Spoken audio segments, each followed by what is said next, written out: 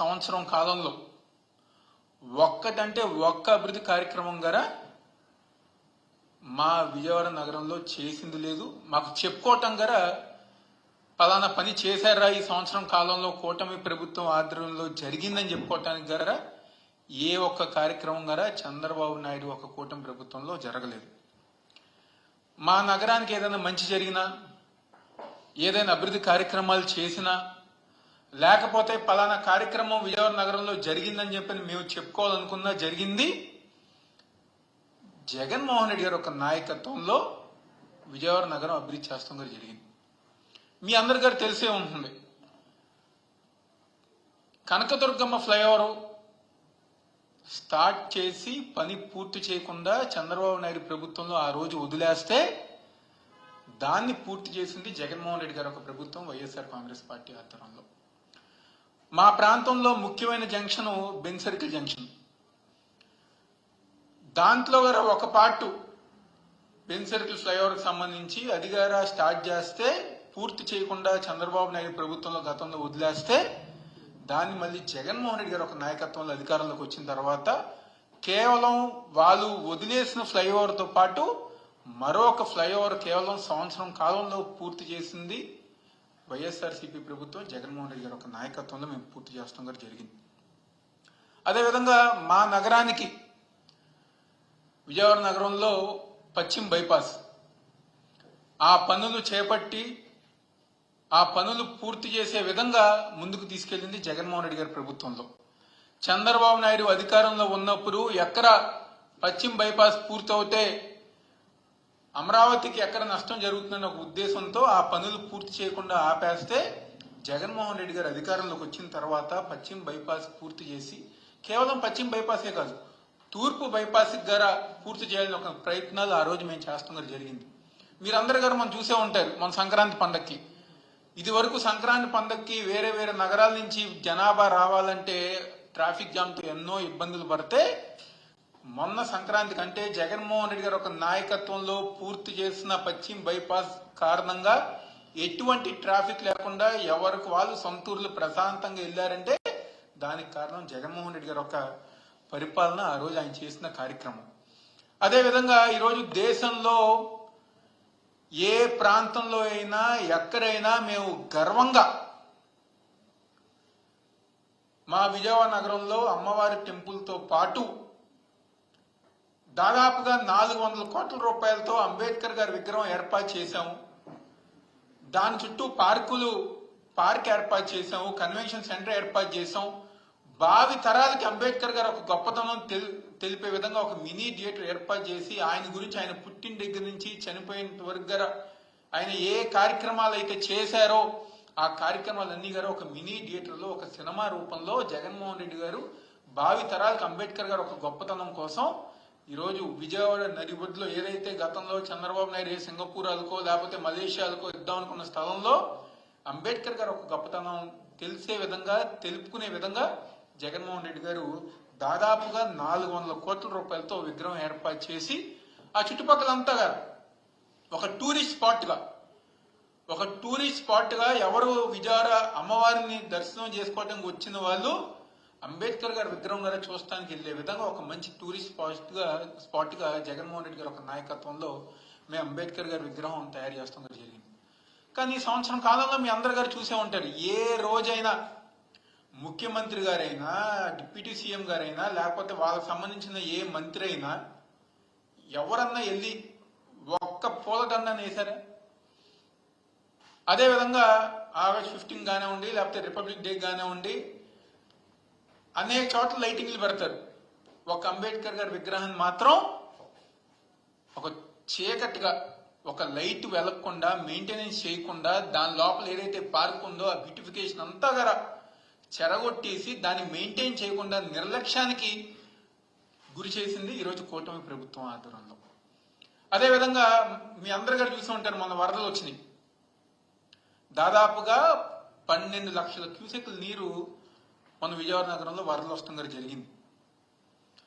ఒక్క ఇల్లు, మా కృష్ణలంక ప్రాంతం, మా రాణిగారి తోట ప్రాంతం, ఒక్క ఇల్లు అంటే ఒక్క ఇల్లు గారు తరవకుండా, నీళ్ళు అనేది రాకుండా దాదాపుగా 382 కోట్ల రూపాయలతో రిటైనింగ్ వాల్ కట్టిన ఘనత జగన్మోహన్ రెడ్డి గారిది.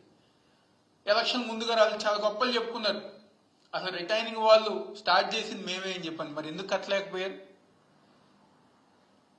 జగన్మోహన్ రెడ్డి గారు ఆ రోజు అసెంబ్లీ సాక్షిగా ఒకటే చెప్పారు, నేను పాదయాత్ర సమయంలో కృష్ణలంక ప్రాంత వాసులు, రాణిగారి తోట ప్రాంత వాసులు ఏదైతే ఇబ్బందులు పడుతున్నారో దానికి అనుగుణంగా నేను అధికారంలోకి రాగానే రిటైనింగ్ వాల్ కట్టి చూపిస్తా అన్నారు. ఆ విధంగా అధికారంలోకి రాగానే కేవలం సంవత్సరం కాలంలో రికార్డ్ బ్రేక్.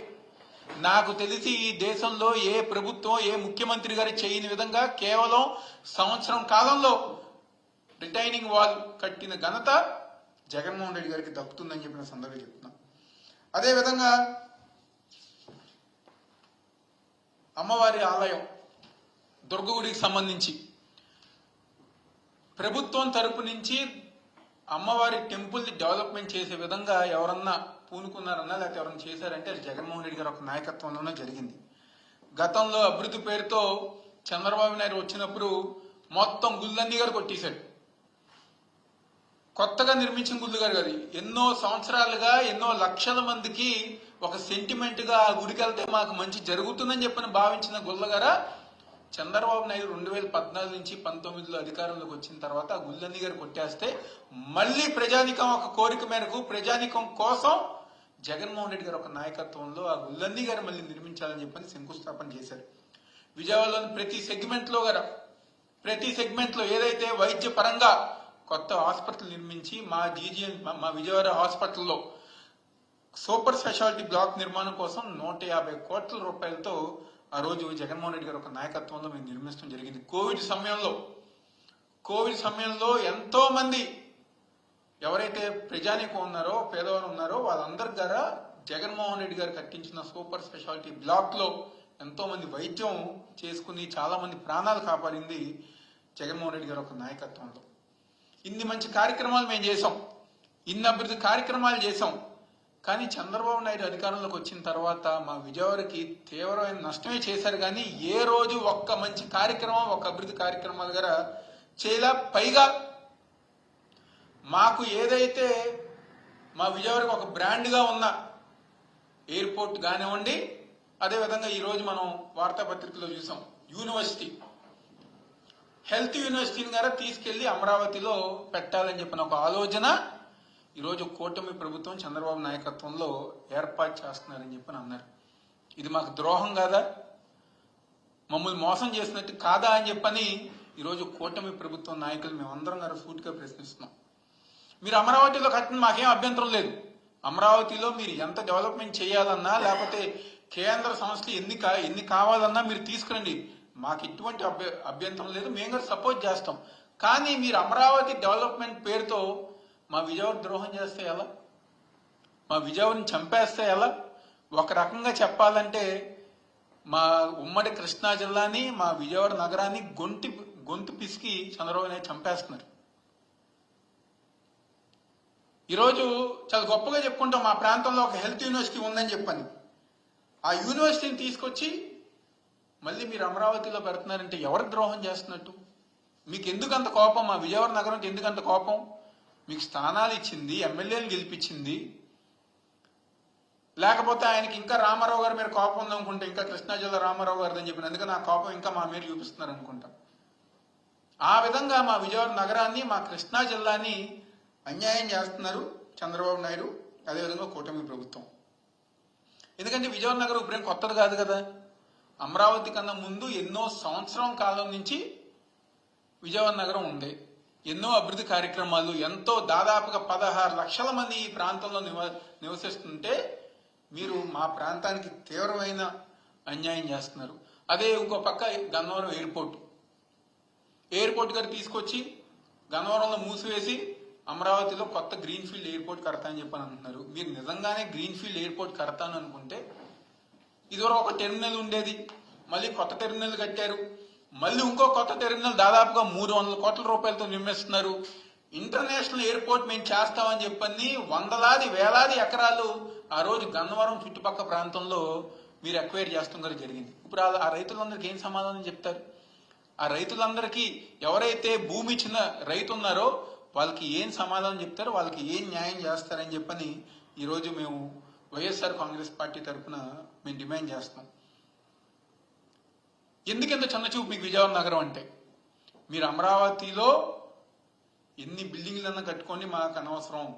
కానీ మా విజయవాడ నగరాన్ని మాత్రం అన్యాయం చేస్తే మాత్రం, లేకపోతే ద్రోహం చేస్తే మాత్రం తప్పకుండా ఈరోజు వైఎస్ఆర్ కాంగ్రెస్ పార్టీ తరఫున విజయవాడ నగరంలో రాబోయే రోజుల్లో అనేక కార్యక్రమాలు చేసుకుంటూ, అదేవిధంగా నిన్న మనందరం గారు చూసాం, ఇబ్రహీంపట్నం మండలానికి సంబంధించిన 5 గ్రామాల్లో కొత్తగా స్పోర్ట్స్ సిటీ కడతా అంటున్నారు. తప్పకుండా మీరు కట్టండి, మాకు ఎటువంటి అభ్యంతరం లేదు. కానీ అన్యాయంగా రైతుల దగ్గర భయపెట్టి భూములు లాక్కోవాలనుకుంటే మాత్రం తప్పకుండా ఈరోజు వైఎస్ఆర్సీపీ పార్టీ ఆ రైతులకు అండగా ఉందని చెప్పి సందర్భంగా చెప్పుకుంటున్నాం. ఎందుకంటే స్పోర్ట్స్ సిటీ ఏదైతే స్థానికంగా ఉన్న ఎంపీ కానివ్వండి, ఎమ్మెల్యే కానివ్వండి, వాళ్ళందరి గారు ఒకటి క్లారిఫై అవ్వాలి. మీరు ఏదైతే నిన్న మీరు చెప్పిన 5 గ్రామాలు ఉన్నాయో 5 గ్రామాల్లో వీటీపీఎస్ ఉంది. ఇబ్రహీంపట్నం మండలం దగ్గర నుంచి కంచర్ల మండలం దాకా మొత్తం అంతా గారు క్రషర్స్ ప్రాంతం. అంటే మా జిల్లాలో ఎక్కువ శాతం పొల్యూషన్ ఉన్న ప్రాంతం ఏదైతే నిన్న మీరు చూస్ చేసిన 5 గ్రామాలు. ఈరోజు పొల్యూషన్ కంట్రోల్ నుంచి మీరు పర్మిషన్ వచ్చినాయా రాలేదా? ఆ ప్రాంతాన్ని మీరు ఏ విధంగా డెవలప్ చేయాలనుకుంటున్నారు? పొల్యూషన్ కంట్రోల్ చేసిన తర్వాత ఏదైతే, లేకపోతే మీరు స్పోర్ట్స్ సిటీ కోసం క్రషర్లు ఏమైనా అన్యాయం చేయాలనుకుంటున్నారా?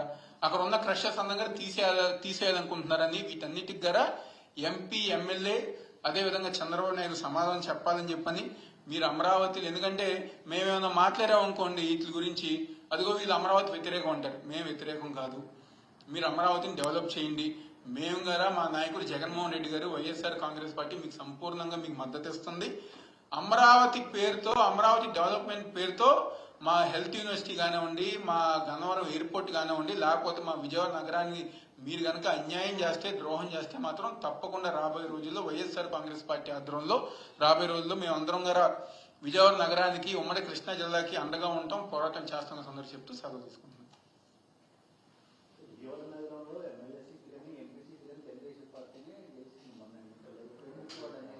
అదే చెప్తున్నా కదంటే, విజయవాడని చంపేస్తే అమరావతిలో ఏదో డెవలప్మెంట్ అవుతుందని చెప్పిన ఉద్దేశం. మీరు ఒక్కసారి హెల్త్ యూనివర్సిటీ కానివ్వండి, గన్నవరం ఎయిర్పోర్ట్ కానివ్వండి మా ప్రాంతం నుంచి వెళ్ళిపోతే, ఈరోజు ముఖ్యంగా గన్నవరం ప్రాంతంలో ఉన్న స్థలాల రేట్లు కానివ్వండి, మా విజయవాడ నగరంలో ఉన్న స్థలాల రేట్లు కానివ్వండి, అదేవిధంగా పెనందూరు నియోజకవర్గం బందర్ దాకా స్థలాల రేట్లు మొత్తం అన్నీగా తగ్గిపోతాయి. మొత్తం రైతులు కానివ్వండి, ఎవరైతే రియల్ ఎస్టేట్ వ్యాపారం చేశారో ప్రతి ఒక్కరు గారా గతంలో నూజూరు అని చెప్పిన ఏ విధంగా అమరావతి మార్చారో ఆ విధంగా ఎంతో మంది రియల్ ఎస్టేట్ వ్యాపారులు ఆత్మహత్య చేసుకున్నారు. రేపు రాబోయే రోజు మా పరిస్థితి గారు అదే. చెప్పాం కదా ఇందాక, ఒక రకంగా మమ్మల్ని గొంతు పిసికి చంపేస్తున్నారు చంద్రబాబు నాయుడు. విజయవాడ నగరాన్ని కానివ్వండి, మా కృష్ణా జిల్లాని. వాళ్ళకి సీట్లు ఇచ్చారు, మెజారిటీలు ఇచ్చారు, అన్నీ ఇచ్చారు. అయినా ఈరోజు విజయవాడ నగరం మీద, కృష్ణా జిల్లా మీద ఒక కోపం, ఇంకా రామారావు గారి మీద కోపం ఉందామని అంటే ఆ కోపం ఇంకా మా మీద ఈరోజు చంద్రబాబు నాయుడు చూపిస్తున్నారు.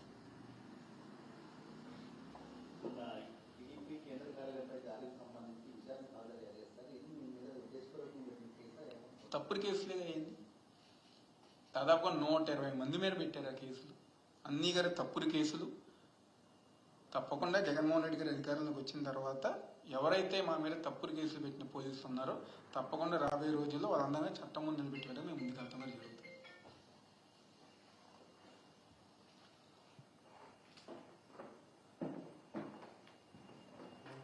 హిట్ టీవీ యాప్, ఇందులో short news, live news, entertainment shows, movies, digital magazines తో పాటు మీ జిల్లా వార్తలను కూడా ఫ్రీగా చూడొచ్చు. అంతేకాదు కేజీ నుంచి పీజీ వరకు విద్యార్థులకు స్కాలర్షిప్ కూడా అందిస్తున్నాం. ప్రతి వారం 10 మందికి లక్కీ డ్రా ద్వారా ఒక్కొక్కరికి 10,000 రూపాయలు అందిస్తున్నాం. ఇంకెందుకు ఆలస్యం, వెంటనే హిట్ టీవీ యాప్ ని డౌన్లోడ్ చేసుకుని ఫ్రీగా ఎంటర్టైన్మెంట్ పొందండి. Hit TV app. Hit TV app. Please download hit TV app. Hit TV app ని ఫ్రీగా డౌన్లోడ్ చేసుకుని ఎంజాయ్ చేయండి. మీకు నచ్చిన ఎంటర్టైన్మెంట్ కోసం హిట్ టీవీ యాప్ ని ఫ్రీగా డౌన్లోడ్ చేసుకుని ఎంజాయ్ చేయండి. హిట్ టీవీ యాప్ ని డౌన్లోడ్ చేసుకుని ఆస్వాదించండి, ఆశీర్వదించండి. ఇంతమంది సెలబ్రిటీలు హిట్ టీవీ యాప్ ని డౌన్లోడ్ చేసుకోండి అని చెప్తున్నారంటే ఎంత మంచి యాప్ ఆలోచించండి. అమెరికా అమెరికా అమెరికా అమెరికాలో చదవాలనుకునే వాళ్ళకి విశ్వసనీయమైన పేరు మన శౌర్య కన్సల్టెన్సీ. UK లో 1 year masters. UK లో 1 year masters. 2 years work permit up to 5 years visa. Contact Saurya Consultancy. Contact 89851 89851.